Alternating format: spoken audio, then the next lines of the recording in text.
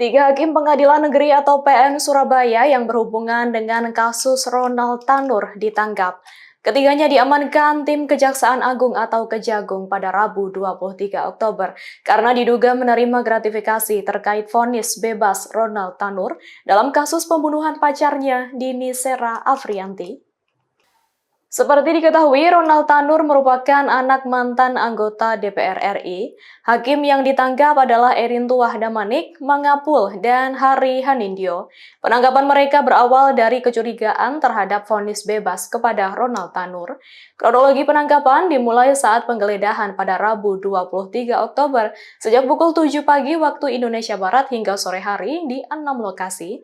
Pertama di apartemen Jalan Tidar, Surabaya, tempat tinggal Hakim Erintuah Damanik dan Mangapul. Selanjutnya di kediaman Hakim Heru Hanindyo di Jalan Ketintang Baru. Adapun saat diperiksa di Gedung Kejati Jatim di Jalan Ahmad Yani, Surabaya, ketiga hakim tersebut enggan berbicara.